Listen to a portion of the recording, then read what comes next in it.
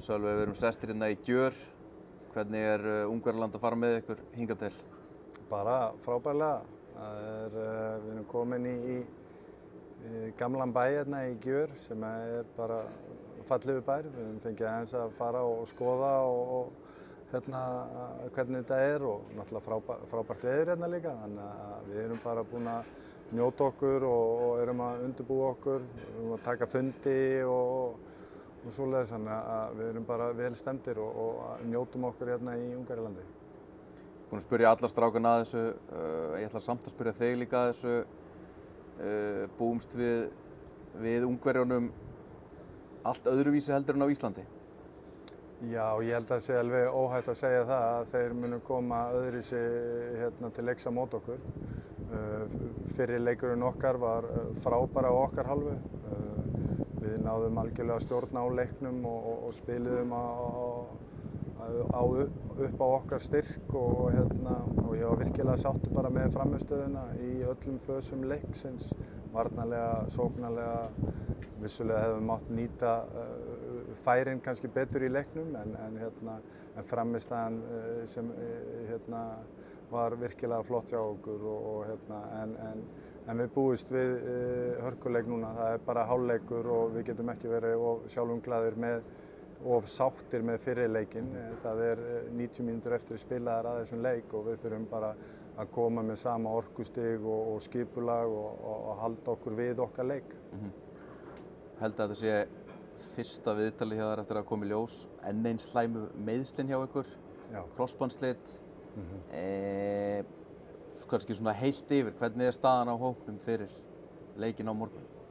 Hún fyrir utan þessa mikið áfall að missa Elías Már í krossbandsslit. Þá sérstaklega bara auðvitað fyrir okkur, hann búinn að vera frábær fyrir okkur að raða inn mörkum og virkilega mikilvægur, en líka bara fyrir hann.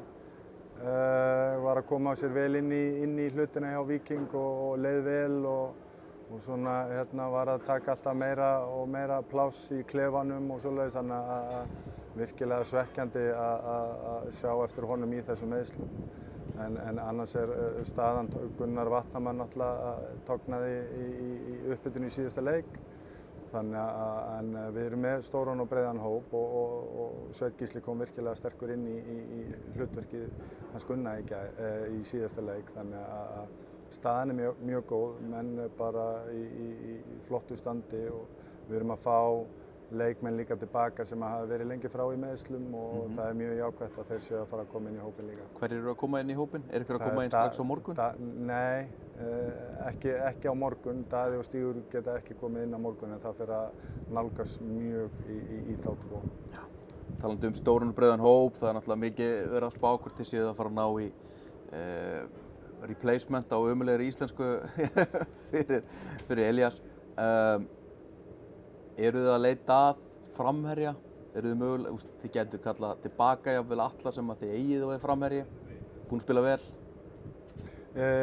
Já, klárlega, við erum bara að skoða málin okkar. Það ekkert búið að skýrast, við erum ekki búin að taka neina ákvörðun eitt eða neitt en við erum bara að skoða okkar mál, hvað best í stöðunni, við þurfum að horfa á munu þessir strákar benefita meira að vera í öðrum liðum, hvað munu benefita okkur. Við þurfum að spá í öllum þessum dítelum og það ekkert komið neitt á hreint sem að ég get verið að segja núna. Fyrst ykkur viðbrögð frá Reykjavíkurborg eftir kommentin eftir síðasta leik? Ég svo sem fékk ekki nein viðbrögð en Haukur, framkvæmdastjóri, hann var í yfirvinnu næstu daga eftir þetta komment frá mér. Mér finnst það líka bara, og ég stend ennþá við þetta, dreg ekkert tilbaka. Mér finnst þetta átti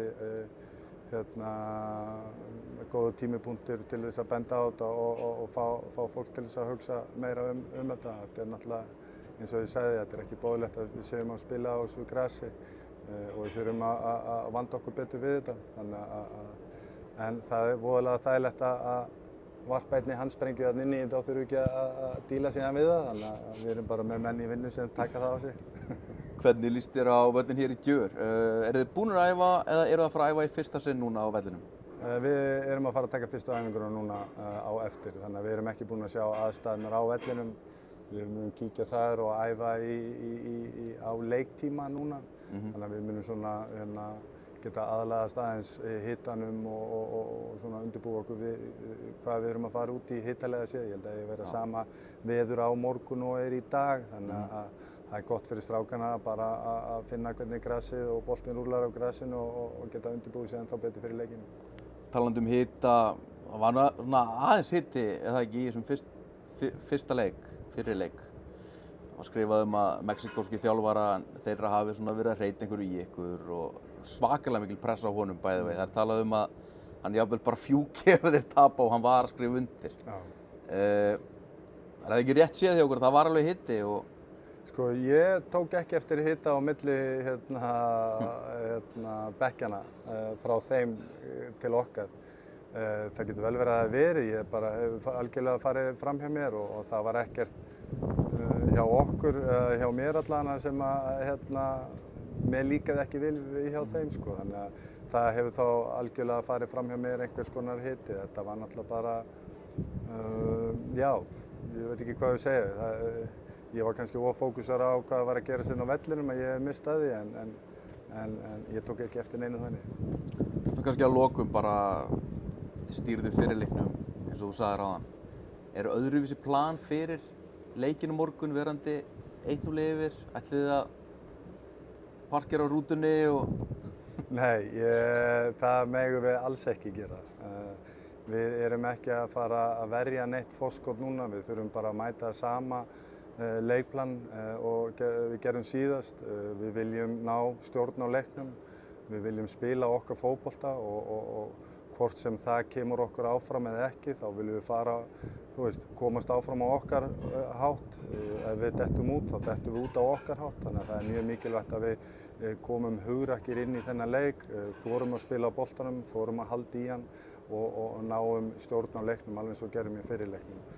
Það er algjör dauðadómur að fara að verja eitthvað núna, að leggjast niður og vona það besta. Þannig að það er mjög mikilvægt eins og ég segi, að við spilum okkar leik, hugrakkir, þorum að spila og erum með öll þessi litlu atriði á hreinu að berjast fyrir hvern annan og vera fastir í návíum og þannig erum við bestir.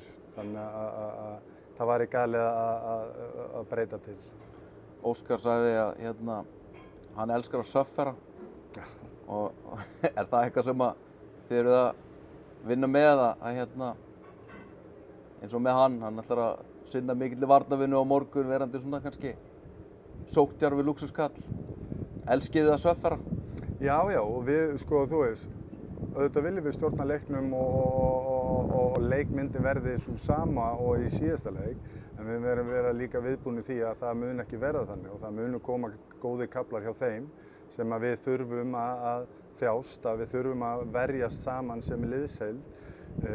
Ég veit nú ekki með lúxusleikmann með Óskar. Óskar hefur aldrei verið lúxusleikmann, hann hefur alltaf þurft að sinna sinni varnarvinnu og allir leikmenn Víkings, sama hver það er, hann hefur þurft að sinna sínu hlutverki í vörninni. Og það kemur ekki til með að breytast, við þurfum að verja sem ein liðsheild og sem að við höfum alltaf gert. En vissulega þurfum við að vera viðbúnir því að þeir nái stjórn á leiknum og það vorum við líka í fyrri leiknum og við erum með ákveðið plan ef að þeir ná stjórn á leiknum, hvernig við munum bregðast við og hvernig við ætlum að reyna að koma okkur úr því að reyna að ná stjórnin aftur. Þannig að allir þessi þættir leiksins eru mjög mikilvægir og þú verður að vera viðbúinn hverju scenaríu sem býðst í leiknum og við teljum okkur að vera mjög vel undirbúin sama hvað gerist í leiknum. Þá segi ég bara gangi ykkur hrikalega vel á morgun og sé ykkur eftir leiki viðtölum. Yes, takk fyrir.